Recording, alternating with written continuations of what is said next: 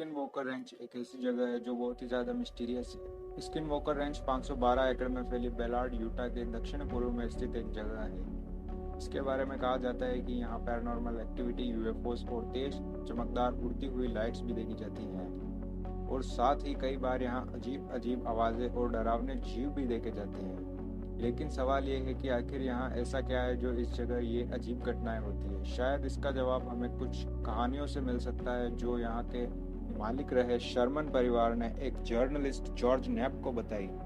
उन्होंने बताया कि रेंच पर उनका पहला दिन था और उन्होंने झाड़ियों से एक बहुत बड़े भेड़िए को निकलते देखा।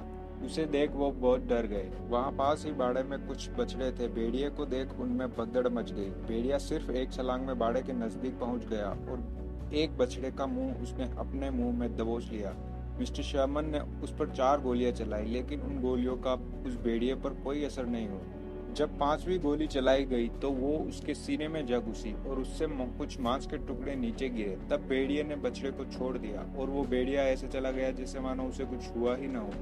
मिस्टर शर्मन ने जब उसके पैरों के निशानों का पीछा किया तो वो थोड़ी दूर तक गए और फिर गायब हो गए, जैसे मानो वो भेड़िया गायब हो गया हो। उन्होंने यह घटना जब साइंटिस्ट्स को बताई तो साइंटिस्ट ने उन्हें कुछ भेड़िए की फोटोज दिखाई और कहा कि इनमें से वो किस जैसा दिखता है। तो मिस्टर शर्मन ने जिस भेड़िया का फोटो चुना उससे साइंटिस्ट हैरान हो गए, क्योंकि उन्होंने जिसे चुना वो था डायर वुल्फ, और डायर वुल्फ तो 10,000 साल पहले ही खत्म हो चुके हैं। वो प्रजाति कब की विलुप्त हो चुकी है। तो आखिर ऐसा कैसे हो गया? और ये पहली घटना नहीं थी।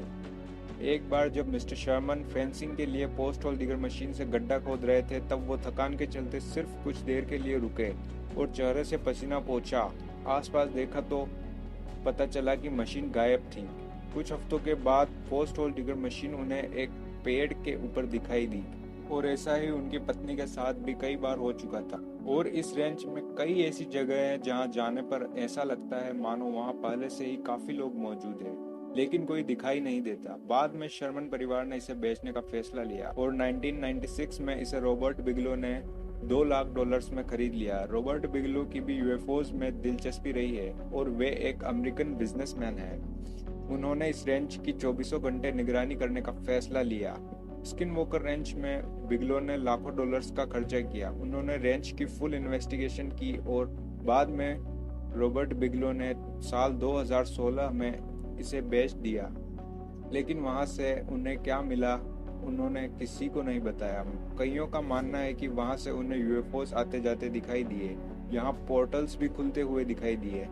स्किन वॉकर रेंच में हो रही अजीब घटनाओं का राज शायद यही है कि वहाँ एक इंटरडाइमेंशनल पोर्टल है जहाँ से अलग अलग टाइम और स्पेस में आया जाया जा सकता है, और वहीं से वो रहस्यमय यूएफओस और पास्ट से वे जीव आते थे। शायद यही वजह है कि रॉबर्ट बिगलो ने इस बारे में कोई बयान नहीं दिया कि वहाँ क्या हो रहा है, और शायद उन्हें कुछ ऐसा पता चला जिसके बारे में वो किसी को बताना नहीं चाहते थे। स्किन वॉकर रेंच के ऊपर कुछ फिल्में भी बनाई गई हैं, और इन सब के चलते स्किन वॉकर रेंच एक मिस्ट्री बन चुका है।